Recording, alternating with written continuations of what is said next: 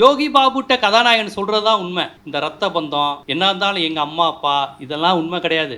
எனக்கு நீ செத்த கோழி கொடுத்து வாழ வச்ச பாரு, உன்னை தவிர எனக்கு வேற கிடையாது. உனக்கு முன்னாடி நான் செத்துட்டா நீ எனக்கு குள்ளி வை. எவனா சொந்தக்காரன் ஜாதிக்காரன் அம்மா எப்படி இருந்தாலும் இப்படிலாம் எவனையும் விடாதுங்கிறாப்ல. அப்போ ஒரு மனிதனுக்கு குடும்பம்ங்கிற அமைப்பு தான் சாதியை காப்பாத்துது. சாதியை எதிர்க்கிறேன், நான் குடும்பத்தை பாதுகாக்கிறேன், குடும்பம் ஒரு புனிதம் சொன்னா அதை விட முட்டாள்தனம் எதுவும் கிடையாது. அதனால குடும்பம்ங்கிற அமைப்புக்கும் சாதிங்கிற அமைப்புக்கும் வித்தியாசம் கிடையாது. குடும்பம்ங்கிற அமைப்பு தான் ஆணாதிக்கத்தை சொல்லி தருது, பொம்பளை இப்படி இருக்கணும்னு சொல்லி தருது, இவங்கெல்லாம் நம்ம ஆளுகன்னு சொல்லி தருது, புரட்டாசி மாசம் நம்ம ஆளுக கறி சாப்பிடக்கூடாதுன்னு சொல்லி தருது. இதெல்லாம் யார் சொல்லி தரா? தெருவுல இருந்து இருக்கிறவங்க சொல்லி தரா? ஸ்கூல்லையா சொல்லி தரா? ஃபர்ஸ்ட் உங்க அம்மா தான் சொல்லி தருவாங்க. ஜாதினா என்ன, நம்ம ஆளுகனா யாரு, நம்ம சாமி யாரு, நம்ம யாட்டெல்லாம் பலவன்னு சொல்லி தரது யாரு? உங்க புனிதத்தாய் தெய்வத்தாய் தான். தெய்வத்தாய் உங்க சொந்தக்காரன், இவங்க நம்ம ஆளுக, இதெல்லாம் சொல்லி தரது யாரு? குடும்பம். இதை எதிர்த்து இந்திய துணை கண்டத்திலே பேசிய ஒரே தலைவர் தந்தை பெரியார் தான். தத்துவார்த்த ரீதியா ஏங்கல்ஸ் புத்தகங்கள் இருக்கலாம், குடும்பம் தனிச்சொத்து அரசுன்னு. ஆனா இன்னைக்கு அதை ரொம்ப வெளிப்படையா குடும்பம் திருமணம் இது எல்லாமே ஆண்களுக்கானது, பெண்ணடிமைத்தனமானதுன்னு பேசின ஒரே தலைவர் பெரியார் தான். பொதுவாக அந்த மதுரை தேனி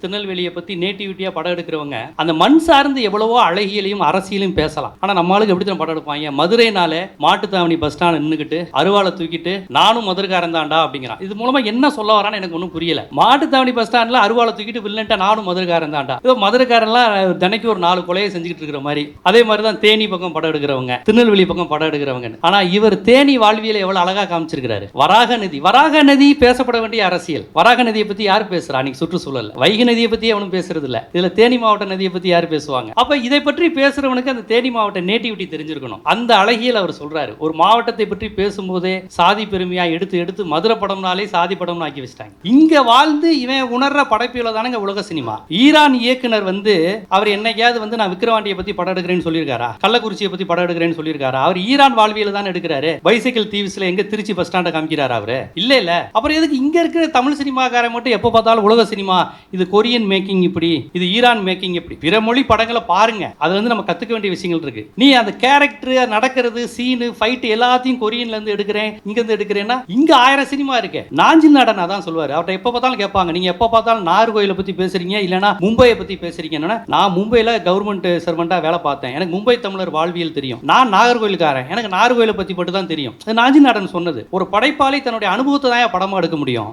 இன்னைக்கு இயக்குனர்கள்ட்ட இல்லாத ஒரு விஷயம் அதுதான். அவனுக்கு அனுபவமே இல்ல. அவன் எப்படி மதுரையை பத்தி படம் எடுப்பான்? அவனுக்கு ஊரை வச்சு படம் எடுக்க மாட்டான். அதான் பேன் இண்டியா போயிட்டான். பேன் இண்டியா போகும்போது உங்களுக்கு எல்லா ஸ்டேட்டுக்காரனுக்கும் அவனுக்கு பிடிக்கணும். அப்போ அவன் கிரைம் எடுக்கிறான், வயலன்ஸ் எடுக்கிறான். அது எல்லா லாங்குவேஜுக்கும் புரியும். நீங்க வராக நதியை பத்தி பேன் இண்டியாவில் எடுக்கும்போது புரியாதுல ஆந்திராக்காரனுக்கு. இப்போ இவ்வளவு அரசியல் இருக்கும்போது பேன் இண்டியா நோக்கி ஏன் போறான்னா, நேட்டிவிட்டி அவனுக்கு தெரியறது இல்ல.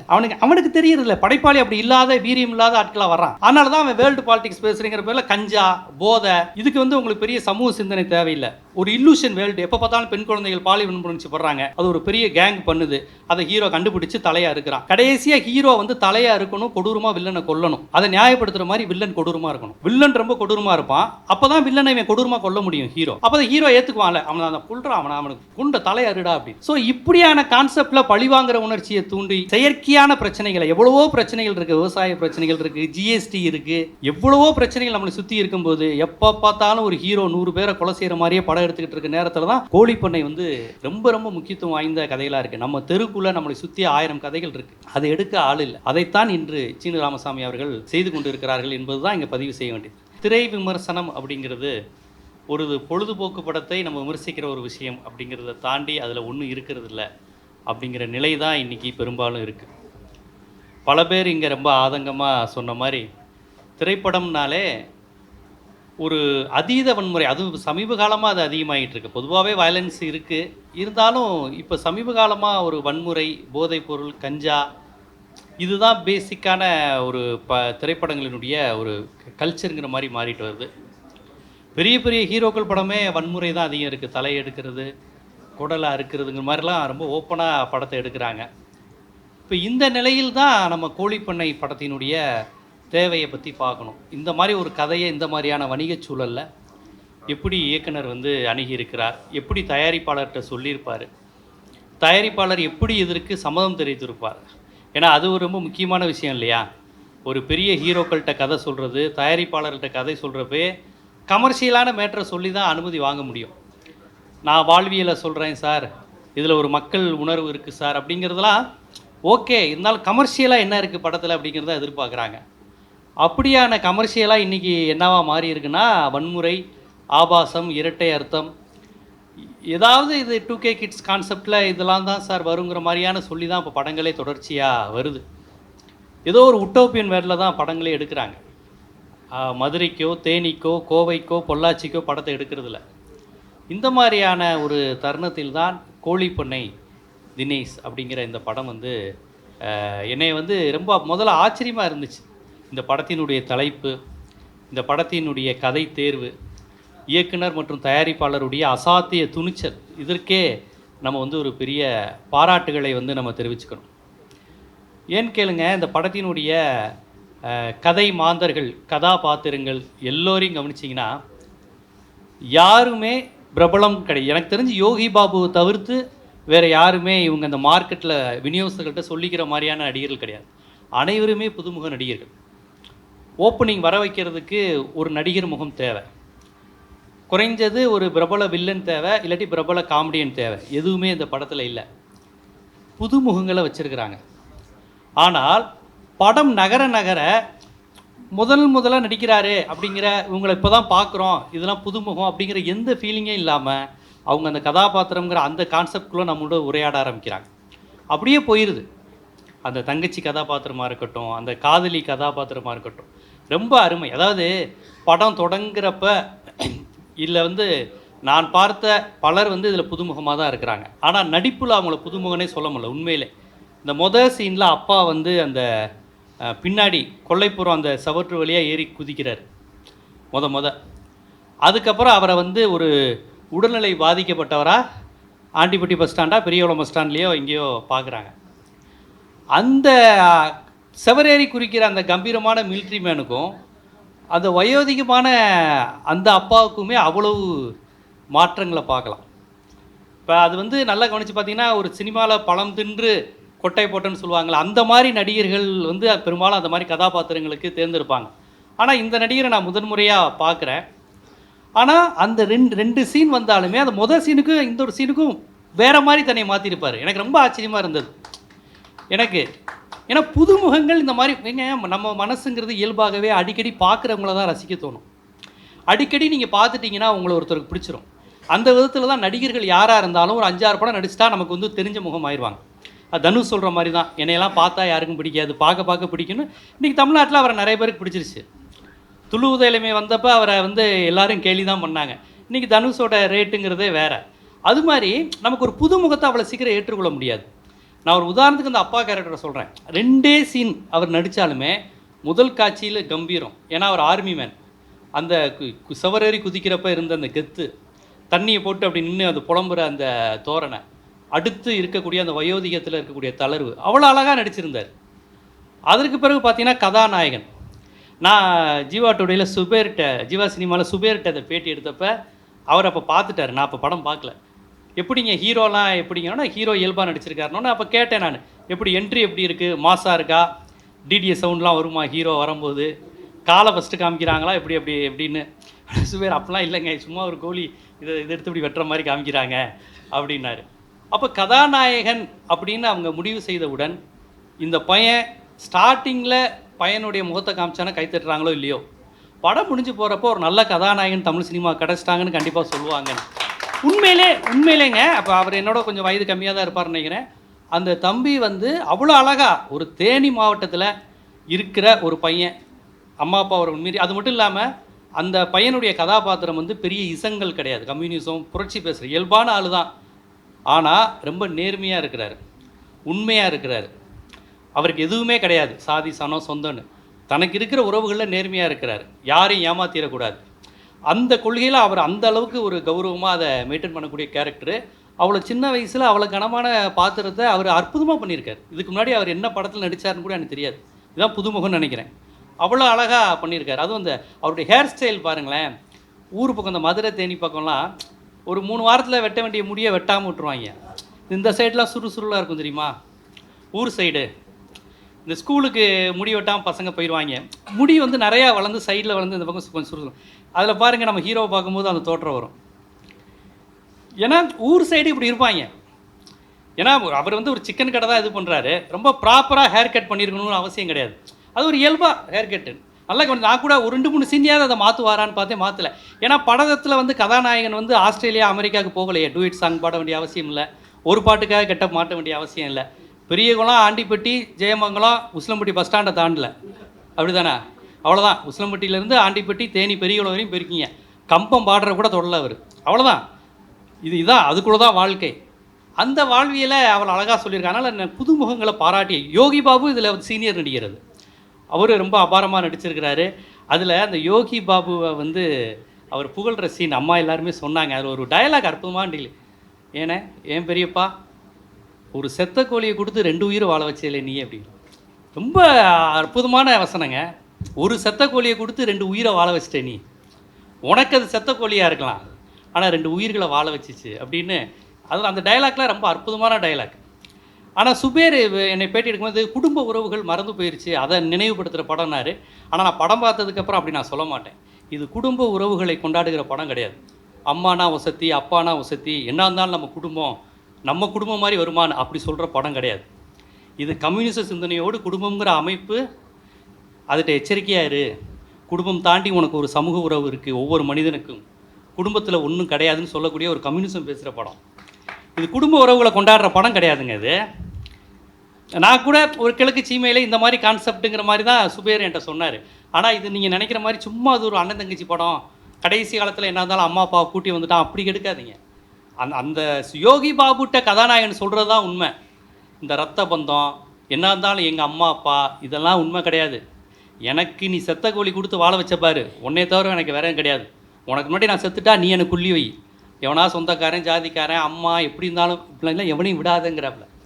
அப்போ ஒரு மனிதனுக்கு குடும்பங்கிற அமைப்பு தான் சாதியை காப்பாற்றுது. சாதியை எதிர்க்கிறேன், நான் குடும்பத்தை பாதுகாக்கிறேன், குடும்பம் ஒரு புனிதம்னு சொன்னால் அதை விட முட்டாள்தனம் எதுவும் கிடையாது.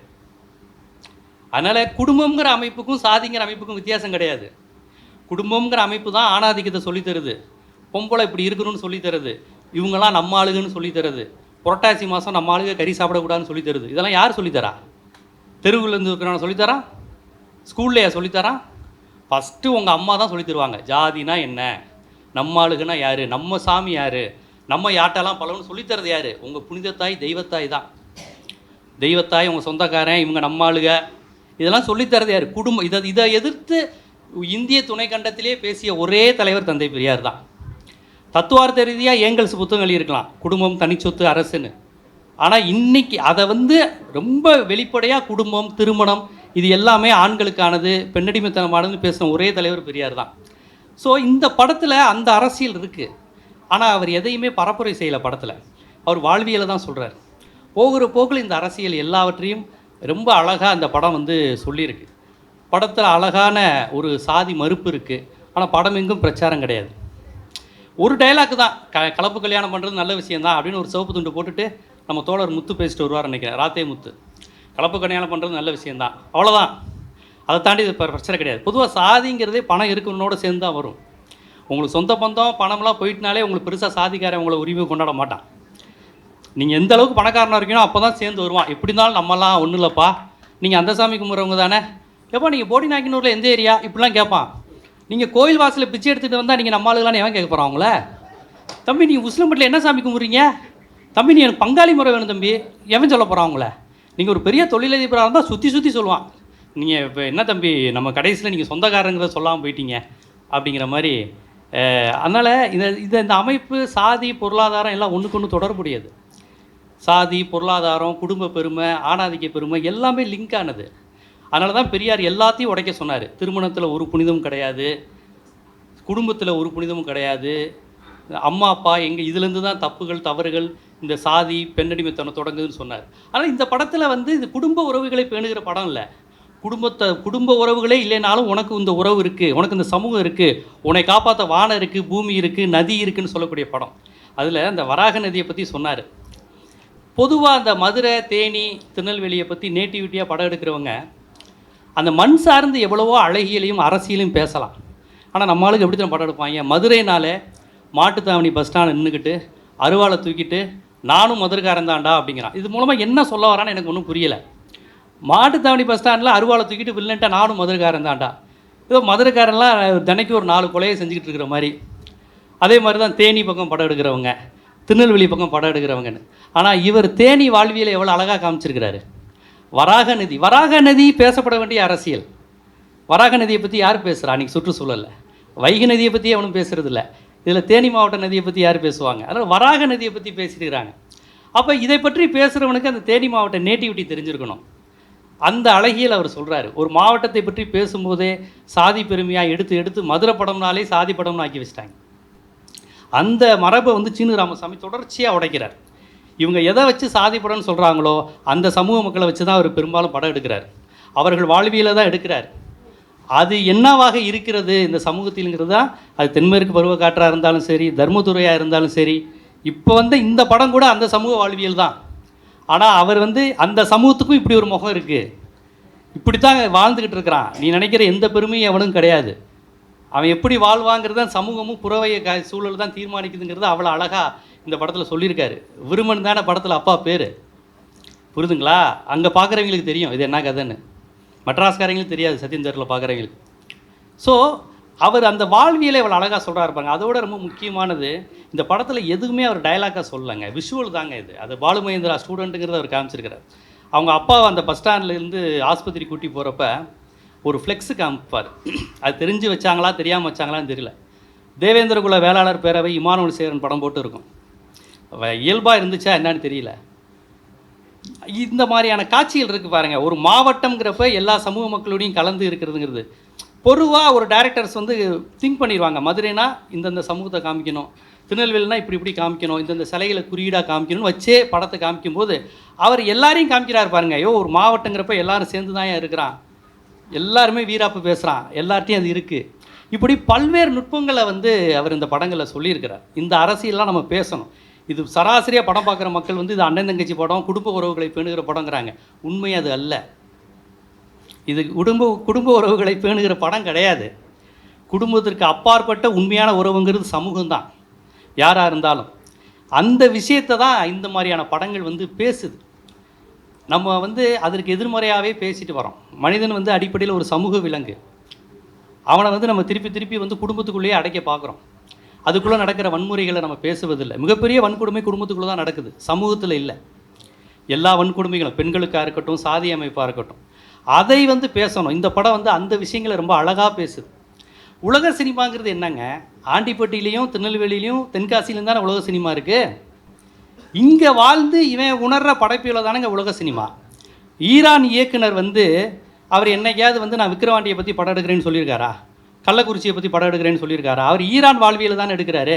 பைசைக்கிள் தீவ்ஸில் எங்கே திருச்சி பஸ் ஸ்டாண்டை காமிக்கிறாரா அவர்? இல்லை.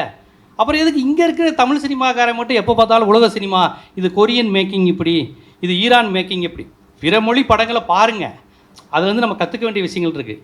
நீ அந்த கேரக்டரு நடக்கிறது, சீனு, ஃபைட்டு எல்லாத்தையும் கொரியன்லேருந்து எடுக்கிறேன், இங்கேருந்து எடுக்கிறேன்னா இங்கே 1000 சினிமா இருக்கே. நாஞ்சில் நாடன் அதான் சொல்லுவார். அவர்கிட்ட எப்போ பார்த்தாலும் கேட்பாங்க, நீங்கள் எப்போ பார்த்தாலும் நாகர்கோயிலை பற்றி பேசுகிறீங்க, இல்லைனா மும்பையை பற்றி பேசுகிறீங்கன்னா, நான் மும்பையில் கவர்மெண்ட் சர்வெண்ட்டாக வேலை பார்த்தேன், எனக்கு மும்பை தமிழர் வாழ்வியல் தெரியும். நான் நாகர்கோயிலுக்காரன், எனக்கு நாகர்கோயிலை பற்றி மட்டும் தான் தெரியும். அது நாஞ்சில் நாடன் சொன்னது. ஒரு படைப்பாளி தன்னுடைய அனுபவத்தை தான் படமாக எடுக்க முடியும். இன்றைக்கி வந்து இயக்குநர்கள்ட்ட இல்லாத ஒரு விஷயம் வந்து அதுதான். அவனுக்கு அனுபவமே இல்லை, அவன் எப்படி மதுரையை பற்றி படம் எடுப்பான்? அவனுக்கு ஊரை வச்சு படம் எடுக்க மாட்டான். அதான் பேன் இண்டியா போயிட்டான். பேன் இண்டியா போகும்போது உங்களுக்கு எல்லா ஸ்டேட்டுக்காரனுக்கும் அவனுக்கு பிடிக்கணும். அப்போ அவன் க்ரைம் எடுக்கிறான், வயலன்ஸ் எடுக்கிறான், அது எல்லா லாங்குவேஜுக்கும் புரியும். நீங்கள் வராக நதியை பற்றி பேன் இண்டியாவில் எடுக்கும்போது புரியாதுல்ல ஆந்திராக்காரனுக்கு. அப்போ இவ்வளோ அரசியல் இருக்கும்போது பேன் இண்டியா நோக்கி ஏன் போகிறான்னா, நேட்டிவிட்டி அவனுக்கு தெரியறதில்ல. அவனுக்கு தெரியறதில்ல. படைப்பாளி அப்படி இல்லாத, வீரியம் இல்லாத ஆட்களாக வர்றான். அதனால தான் அவன் வேர்ல்டு பாலிடிக்ஸ் பேசுகிறேங்கிற பேரில் கஞ்சா, போதை, இதுக்கு வந்து உங்களுக்கு பெரிய சமூக சிந்தனை தேவையில்லை. ஒரு இல்லூஷன் வேர்ல்டு. எப்போ பார்த்தாலும் பெண் குழந்தைகள் பாலியல் வன்புணர்ச்சி படுறாங்க, அது ஒரு பெரிய கேங் பண்ணுது, அதை ஹீரோ கண்டுபிடிச்சி தலையாக இருக்கிறான். கடைசியாக ஹீரோ வந்து தலையாக இருக்கணும், கொடூரமாக வில்லனை கொல்லணும். அதை நியாயப்படுத்துகிற மாதிரி வில்லன் கொடூரமாக இருக்கணும். வில்லன் ரொம்ப கொடூரமாக இருப்பான், அப்போ தான் வில்லனை இவன் கொடூரமாக கொல்ல முடியும் ஹீரோ. அப்போ தான் ஹீரோ ஏற்றுக்குவான்ல, அவனை கொள்றான், அவனுக்கு குண்ட தலையாருடா அப்படின்னு.